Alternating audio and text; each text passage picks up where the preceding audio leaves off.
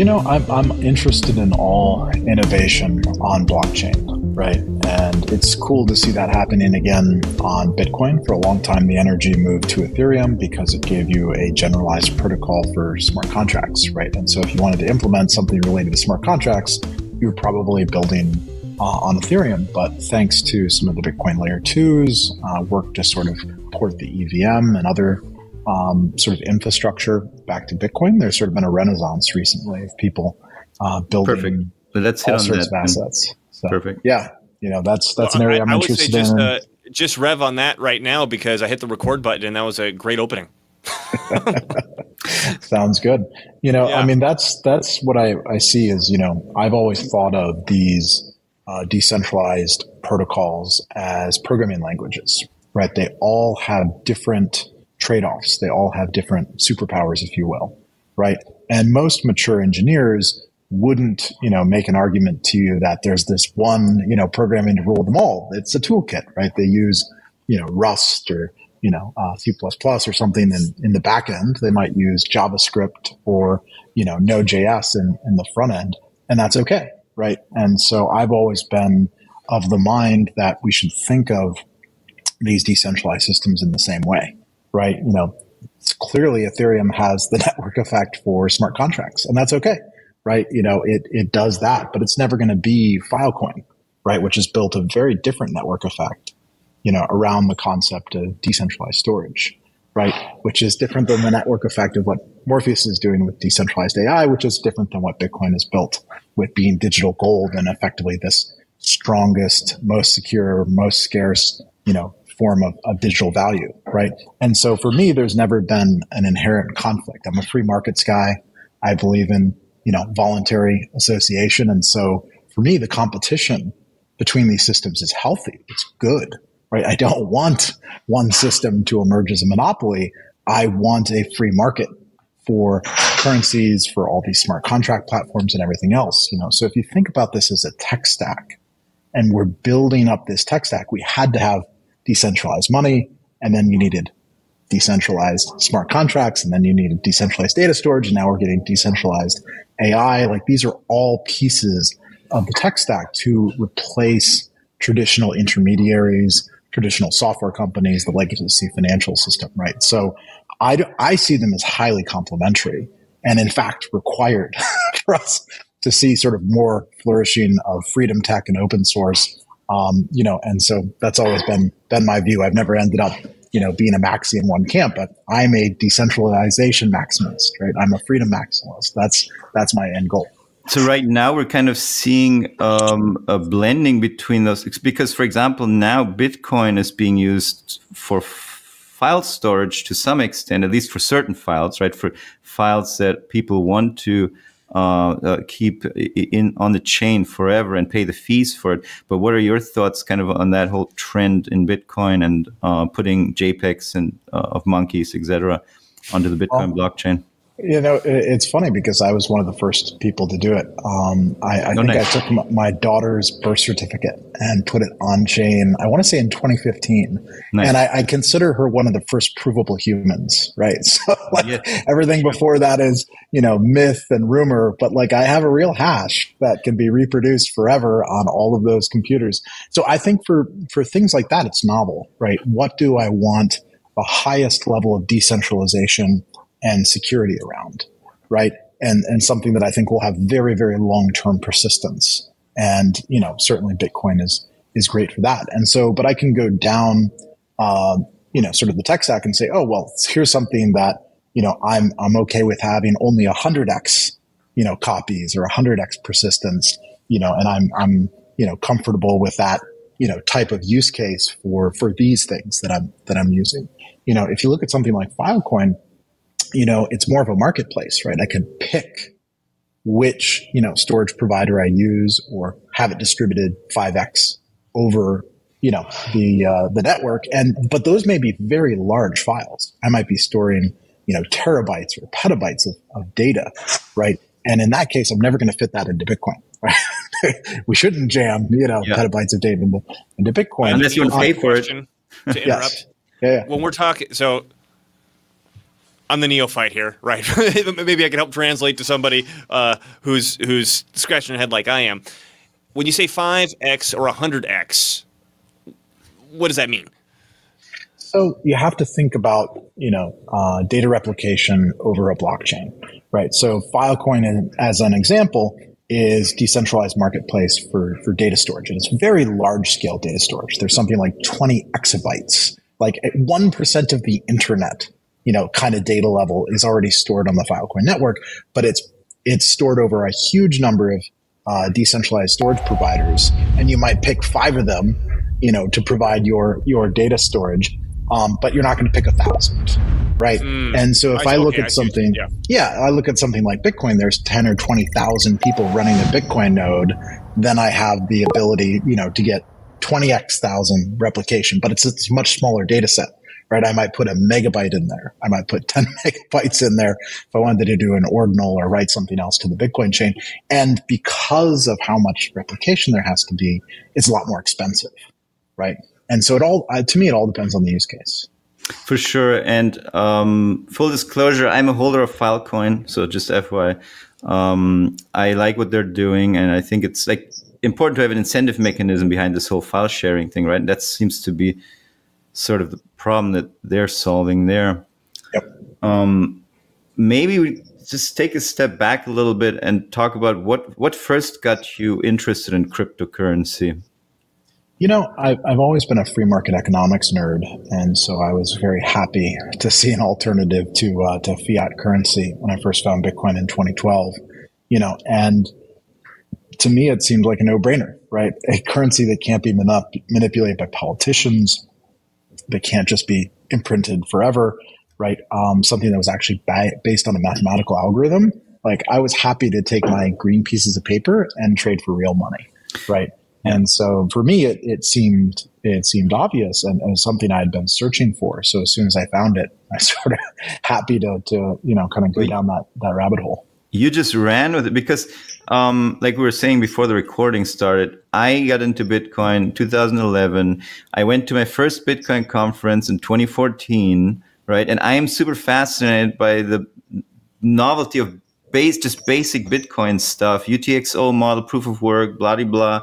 And now here's this guy, David, on panels talking about meta layer and layer 2 and smart contracts for difference. And I'm like, what's going on? So you were, it seems like you weren't just satisfied with taking that and running with it, but building on top of it, expanding. How did you first come up with the idea of Dapps and meta protocols? Well, I was coming from building tech companies in the 2000s, right? And so the first speech I gave was at the Bitcoin conference in 2013 that the foundation put on in San Jose. And that was sort of like the first, big Bitcoin conference, like 1,200 people showed up, which was a lot at the time.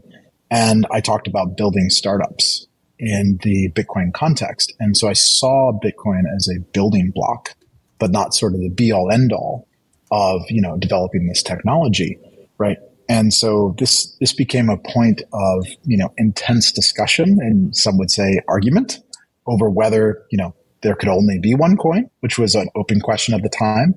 People thought if there were multiple, blockchains, it would somehow break the security model and Bitcoin would fail. So, for some reason, having competition would be an attack on the network, which I found to be a very strange idea.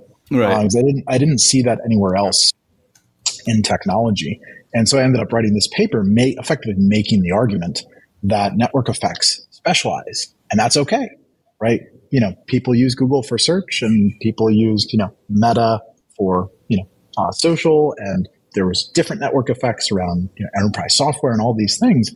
And so I expected the same thing to happen in crypto. Right? We would get a network effect for money, but we would also get a network effect for smart contracts and these other use cases. And I saw that as a healthy thing, not something to be feared or attacked, right? And so that was sort of a long discussion, and eventually, $1 trillion later, I feel like alternative blockchains have been proven. There might be other use cases now. We've seen sort of that grow up. And so, I supported groups like J.R. Willett, who created Mastercoin, eventually rebranded as Omni protocol. That's where Tether got its start, right? It was a digital asset on Bitcoin. The first $1 billion of Tether were on Bitcoin, right? Long before it got to Ethereum in 2019, most of it started there, right? And so, but, Ethereum gave it faster rails. It gave it a lot more flexibility. And then you saw the growth to 50, now almost $100 billion of Tether USDT, right? And that ended up being an important use case. A lot of people around the world just want to move around dollars on a fast, reliable, honest digital ledger, right? And so I don't personally want a lot of fiat exposure, but, for the guy in Nigeria or Turkey or Argentina, it might be a lot better than this local currency. And so for him, it's a big upgrade, right? And you tend to see most of the adoption globally in areas like that, where there's a functional economy, but say a dysfunctional monetary policy, right? And a lot of people are trapped in that situation. Nima, you want me to share the screen that you got here? Yeah. Just share this. Yeah. I just pulled up this white paper that you referenced. So this was basically the general theory of decentralized applications, Dapps. So is it fair to say that this white paper is why we have Ethereum, why we have smart contracts, why we now are beginning to have meta layers on Bitcoin beyond the earlier simple ones? It's fair to say it was an important building block, and I think having a framework that described it and gave the language meaning, right? If you scroll down, basically the paper says 4 things, right? For it to be a decentralized application, it really has to be open source. It has to be peer-to-peer. It has to be built on a blockchain, and it has to have a token, right? That's, I think, the innovation that people miss about Satoshi is for the first time, he handed the software the means to pay for its own hardware. And that's what made it neutral. That's what made it independent. That's what made it autonomous, was the fact that there was no company. There's no central entity, right, paying for the network, right? As soon as you have that, you don't have a decentralized application or a blockchain. You have a centralized system, right? And so I propose that we could sort of extend that concept. And, I think Vitalik would have come along and proposed, generalized scripting on blockchains, regardless of the Dapps paper. But it was a useful framework, especially at the time, to describe, just the language of what are these things and what really qualifies as one. And so you can say, oh, your thing that has a bunch of centralized pieces. Yeah, that's not really a Dapp, right? These smart contracts that are building systems that can't be stopped. These are decentralized applications. Having that differentiator for what became termed Web 2, Web 3 was really helpful. For sure. By the way, Vitalik, we recently discussed on our show, Vitalik wrote an article a little while ago called In Defense of Bitcoin Maximalism. I don't know if you ever read that one, but that was kind of interesting, where he has a bit of I wouldn't say about face, but he has some concerns about where the Ethereum blockchain has become, a little more popular among the mainstream and bloated, and some kind of admiration for the rebellious spirit that has been retained in the Bitcoin community. But Vitalik too was a Bitcoiner, right? I mean, he's still right. He started Bitcoin magazine. And then he wanted to do more complex, sort of Turing-proof stuff, I guess, on Bitcoin, and it wasn't possible at the time. So he launched Ethereum.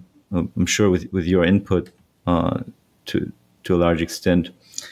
David, I had a follow-up question from something you mentioned with the USDT, which is that, okay, maybe you don't like it because you don't want to be necessarily involved in that number of dollars, but to somebody in another country, it might be a step up from what they've got to work with locally.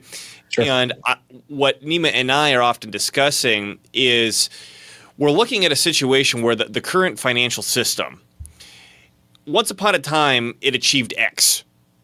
And it has become crystallized that it's no longer serving the function that it was serving before. Yeah. And the question is, are we seeing within, I'll use a broad stroke, the crypto world, the decentralization world, either a getting around that crystallization to achieve what, like, we could say the financial system was originally meant to do, or even maybe it's achieving a new thing that's just completely leaving everything else that the previous financial system did and is currently doing in the dust? So, originally the financial system was based on gold, right? And it was really hard to fake gold, right? But eventually those reserves became centralized. They became, monopoly in 1933 that the state claimed like only they could hold the gold. And then you were relying on them for proofs that the gold matched the currency that they were issuing, right? And over time that broke down. Maybe they issued more currency than they had in the vault. And when people came in the 70s and said, hey, I'd like my gold back, they closed that window. It's like, no, you can't have your gold. For some reason we can't find enough, right? And so clearly, Nixon and other presidents had just printed, all the money they wanted and didn't really care for keeping the gold standard. And so you sort of lost the fundamental honesty of the purchasing power that people had, built centuries of progress on. And so, yeah, in a lot of ways, crypto is returning us to that honesty where you don't have to trust a central bureaucracy that claims it has the asset. You can look at the cryptographic proof, right? I know exactly how many Bitcoin exist. I know exactly how many Ethereum exist, right? Since their Genesis block. And anyone running a node can run that calculation and confirm it's true and accurate and honest. So I think a lot of this is just returning systems to honesty, right? And that can't be manipulated or, people use a political process to change access. Because if you think about these fundamentally, these systems are property rights. Right? Like, how do I know I actually own the thing? Well, it says there on the ledger, right? And as soon as that ledger gets captured by any central entity, you are trusting that entity to keep that ledger, right? And this is why some countries are more prosperous than others, right? How much do I know I have those property rights really influences where I invest, where I spend my time, where I spend my efforts. And people in countries with weak property rights, where the local warlord or the local bureaucrat can decide it's their house or their property or their company, like those economies don't prosper, right? And so I think the key here is using cryptography, we've seen a reinvention of property rights. And now if you hold that key, nobody can take it away from you, right? And that's created this huge incentive to put assets and value and time and energy and invention into this new system where I have much stronger property rights than the one that is counting on the honesty of local bureaucrats, right? Because that's a really weak system compared to mathematical proofs. So, that's been my conclusion the last 12 years is I've still, I kept building companies, but also building decentralized systems, trying to bridge the gap between the legacy systems and these new Web3 systems. I've just concluded that most of equity, most of, traditional property rights, it's just an illusion, right? It's only as good as your access to the courts and to enforce the contractual rights, which often aren't as good as the paper they're written on, right? Because they depend on a lot of people later in time honoring all those commitments. And it's like, it's really frustrating, right? As an entrepreneur, you want to spend years building value. And then how do you know, you're going to actually get anything out of that? And that's why I think a lot of people become jaded, right? They're just like, pay me in cash. I don't believe equity, is real because it's hard to go public. It's become so regulated and so difficult to go public now. You can't do it as a $100 million company. You're lucky you can do it as a multi-billion-dollar company. The regulators have closed the windows on all the SPACs, so you can't use that avenue anymore. And so if you look at the number of public companies, keeps declining, right? The only real exit at this point, if you're building equity value, is to get acquired, right? So what does every hot AI company do? They sell out to Microsoft. They're all going to be Amazon. Now you're working at Microsoft. Yeah, exactly. The entire stock market is going to be Amazon one day. That's right. So that's not interesting to me. I want to build value in a system that's honest and I can actually get rewarded over time. Because that ossifies the system. If you have this kind of monopolization, and Dylan and I, we also have discussions on our show about big picture history. We talk about the different phases of capitalism, and the Western civilization, in our view, has gone through 3 different expansion phases. four different conflict phases. And the conflict phase is usually very nasty, and it's kind of akin to what we see right now. A lot of the symptoms we're seeing since 2001, got free speech, attacks on people, on our rights, etc.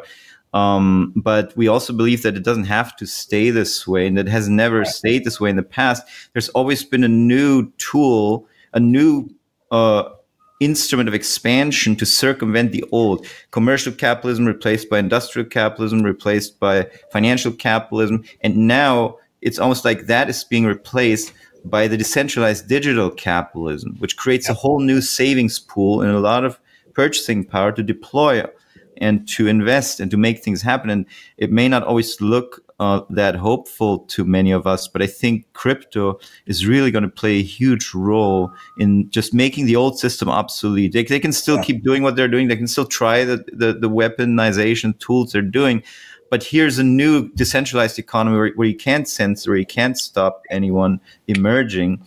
And it's like just the early phase, right? We're just getting started in our opinion, at least. I was wondering what you thought about that sort of big picture of where crypto fits in.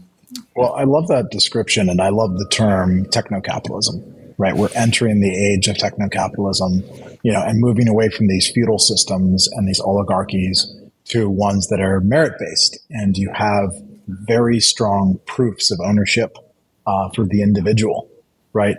And that really changes the equation, right? Away from these large, centralized institutions towards pushing power to the edge of the network. So yeah, I think we're $3 trillion into a $300 trillion transformation, and it'll take the next 10, 12 years. I love that. So let's talk about, because you're big in AI right now as well, you're merging the two fields, the world of crypto, the world of AI. And AI is so much buzz right now. And I just want to hear from you. First of all, what do you think about the general state of the AI buzz and the centralized AI? How real is it? How fake is it? How much centralization versus actual intelligence is there? And then what are you introducing to solve this conundrum that we find ourselves in with this supposedly super high-powered AI? What are your thoughts on that? Well, I think generative AI is incredible, right? Whether it's large language models for creating text or diffusion models for creating images, right? It's sort of, letting everybody become a coder or an artist or an author in a way that was very hard to access before. But yeah, it's extremely centralized right now. You basically have OpenAI, which has almost become a subsidiary of Microsoft, right? After they took the 30 billion, Microsoft basically pulls the strings there. And Google and a few others, right, who have built most of these models. But very quickly, the open source community is approaching the accuracy and the same sort of abilities as these closed models, right? We've seen Llama and Mistral and News Hermes and all these open source models come out that are now about 95% as accurate as the closed models. And because there's so much more computation, because there's so much more talent outside of these closed companies, I think it's much more likely that we'll see these open source models become sort of the best dominant models out there. And so, yeah, I wrote this paper about smart agents last year and said, hey, guys, this is great. But what I really want to see is open source and permissionless AI that's aligned to the individual, not aligned to a company or a government, right? I mean, for the same reason I want a personal phone, for the same reason I want a personal laptop, I want a personal AI that's aligned to me and not somebody else, right? I think that's the logical conclusion that we're going to get to. Yeah, I want to read, I told Dylan during our interview, I want to read out this paragraph from your paper because it's so beautiful. By putting the individual at the heart, we move toward a resolution of the alignment problem. Each day, the user confirms their smart agent is benefiting them and acting according to their goals by approving the actions it prompts the user to take, all secured with cryptography that is impossible for an AI to generate or fake. These are important questions of our time. Will the most powerful AIs be run by a few large companies and governments with their goals in mind? Or will an open source based AI available to everyone, built by the people and for the people, succeed? This community is building a world where all free people have access to a smart agent working to better their lives. Yeah, that's what I believe. And that's why I've been spending so much time on it, is I really do think it's that critical question to the future, right? If you think about these AI systems potentially constituting 99.9% of future intelligence, you really want access to that not to be controlled by a few central intermediaries, right? And for the individual to have access to that.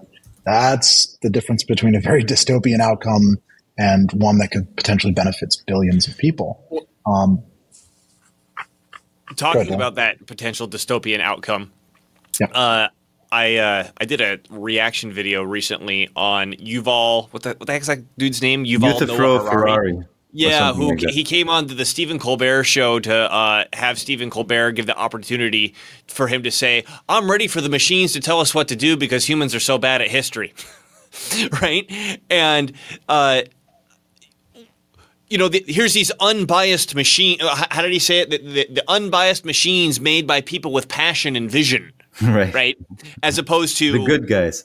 Yeah. As opposed to it's a non-sentient computer program that does what you tell it, right? And in terms of this, I believe that there's this push coming down to get more and more AI taking control of more and more stuff. I mean, we see the WF already talking about giving AI human rights or personhood rights. So it could own its own copyright over its own content. And I know in Hong Kong there's I can't remember the name of the company. There's a company that has an AI on the board with voting power. And there's also now in Brazil a company that I believe's got an AI CEO. Like, this stuff's coming. And if we kind of take this, if we're convinced of this idea that, it's just this non-biased thing that is really good at understanding objective reality better than we are, as opposed to, there's people behind the scenes coding it and telling it what to do. How do you see the battle of we'll call it the, in quote, biased AI, say Google or Microsoft's AI, coming against an open source AI? Well, there's a lot to unpack there. People often project what they think AI can do, which is different than it can actually do, right? Yes. It doesn't have wisdom. It doesn't have preferences. It doesn't have the ability, to do a lot of these things. And so what you really want is, I want an AI that expresses my preferences, right? And is going after my tasks and my goals, right? And so you're showing the Morpheus profile. This is a paper proposed by some anonymous developers last September. And they said, hey, this smart agent idea is really great. What we need is a network to incentivize compute and for people to deploy their smart agents on, and for anybody, even if they don't have a powerful GPU, to be able to access this technology. And, when the executive order came out in October, this just set a fire under the community. Wait, what was the executive order? I'm sorry. I missed this one. End of October, the regime in the US put out this AI executive order. And if you were excited about KYC for your money, welcome to KYC for your data. They're introducing you tweet about that back then, yeah. KYC on data centers, because they're going to block foreigners from using US compute. So now all of a sudden you have to bust out your driver's license, and you're introducing all these barriers. They're also limiting the size of the parameters. So no more than 20 gigs. Then you need a license. Then you need to talk to Homeland Security. Then you need to get approved. Then you need a safety committee. You need all this ridiculous stuff that they put in there. The craziest one is in July. The Commerce Department will determine if open source weights for AI constitute dual use weapons and thus will be illegal in the United States. Like this, the comment period's going on right now. I think it just closed for the Commerce Department, and all signals are they're going to do that, right? It's 1991 trying to ban encryption all over again. If you remember the crypto wars from the 90s, right, where they're trying to ban basic math. Ironically, do you remember the senator that proposed the ban on encryption in 91? It was Joe Joseph young Biden. for this. Tell us. Yes, it was literally Joseph Biden. He's still trying to ban math 33 years later. Which Well, I is think crazy. he's banned math from his own brain at this point. Yeah, there's something to be said about that.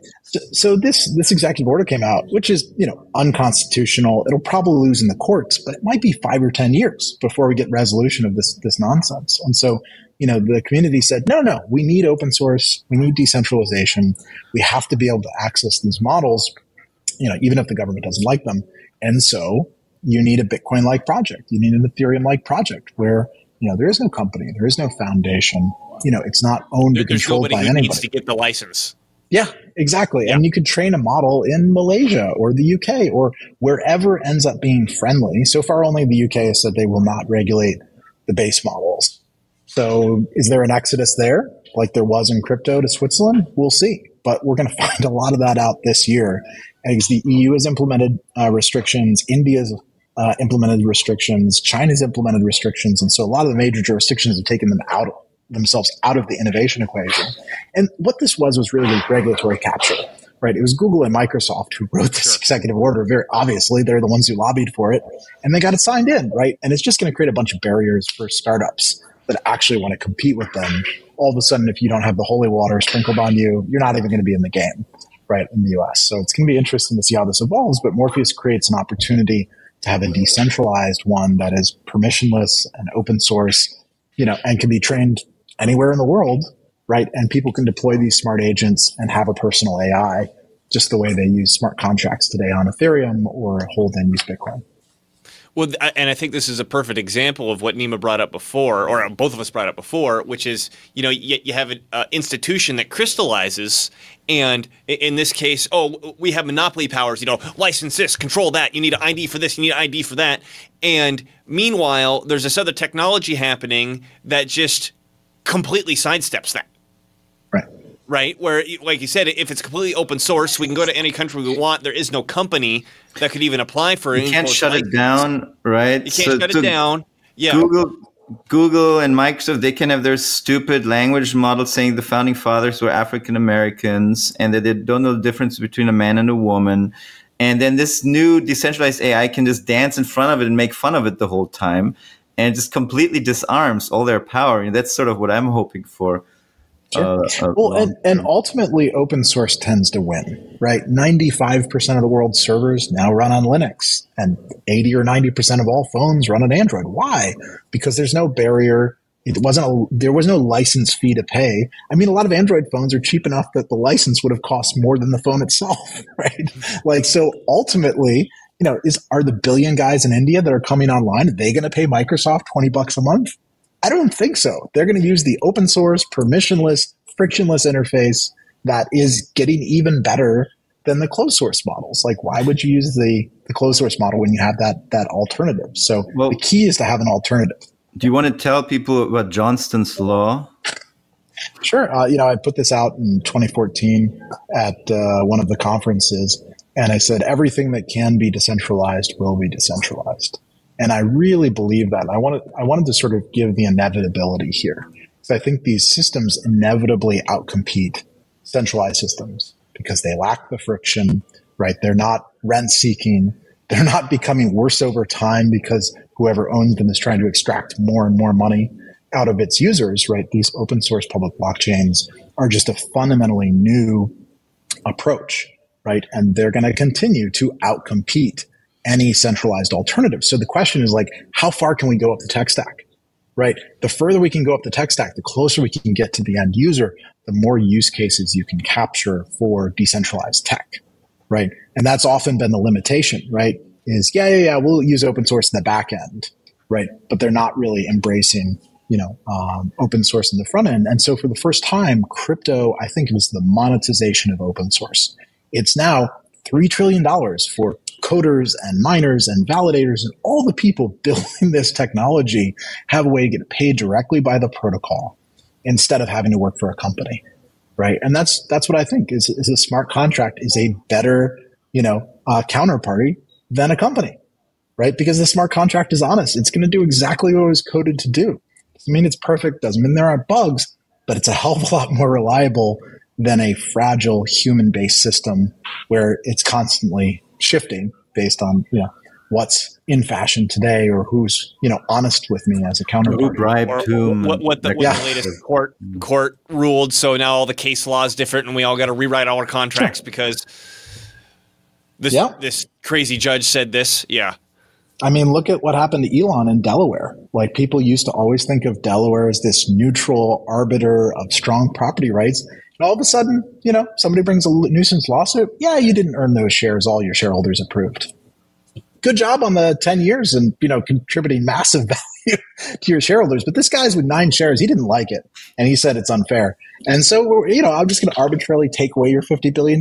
Like, the idea that you could work for a decade and be robbed by an arbitrary judge of all that value you've created is just like, no thanks. Like, just leave Delaware, stop using their system. It's a trend that we are just going to start disowning people we don't like, right? I mean, look at what's going on with New York and Trump Tower and the entire organization sees, and now people are saying, I'm never, ever going to invest in New York again if that is the environment there.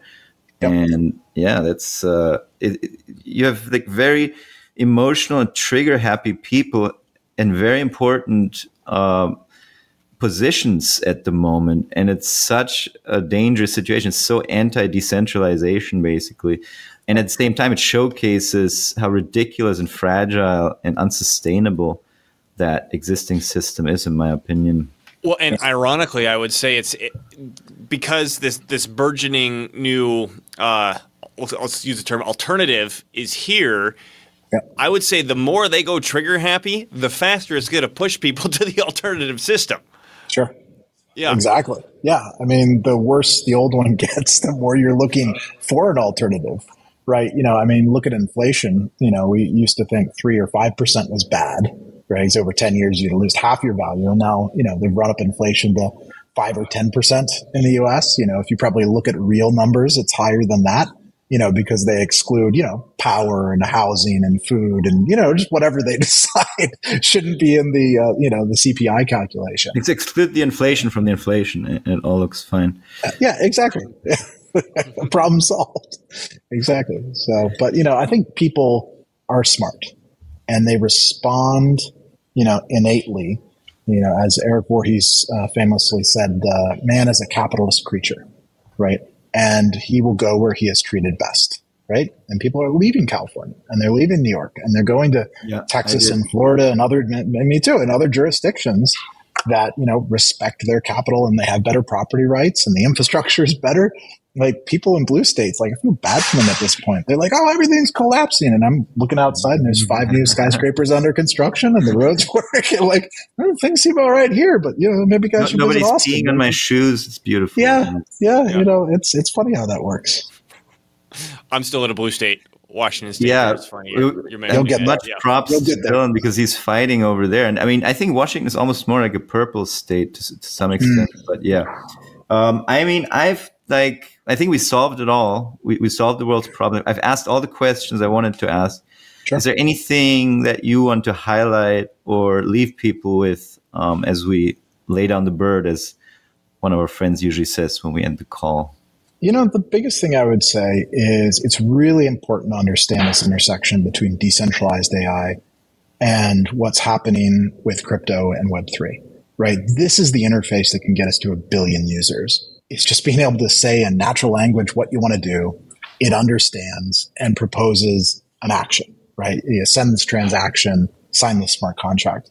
And having that aligned to the individual, that's so powerful, right? I think that's what's going to lead this next revolution and wave of adoption. It's just like Google in 98, right? It made the internet so easy to use. Instead of having to go around directories or use the terminal, you just told the magic box what you wanted to do, and it took you to somewhere pretty interesting on the web, right? And I think we're at that kind of same 1998 moment for crypto, where it's been technically hard to use. You had to be fairly sophisticated, and lowering that bar, just letting people that are non-technical use crypto is huge. So like Morpheus 006 version came out recently. And now you have a large language model on your own private computer. You can tell it what you want to do. I want to send ETH to Bob. You can connect it to your MetaMask and hit send. right? And that's just the tip of the iceberg, right? You're going to be able to stake your ETH. You're going to be able to send your Bitcoin. You're going to be able to do 20 other things or 1,000 other things, right? As people release smart agents that connect AI to smart contracts, right? And none of the big companies are going to do this. They can't touch tokens. They don't know what to do with Web3. The regulations are all a mess.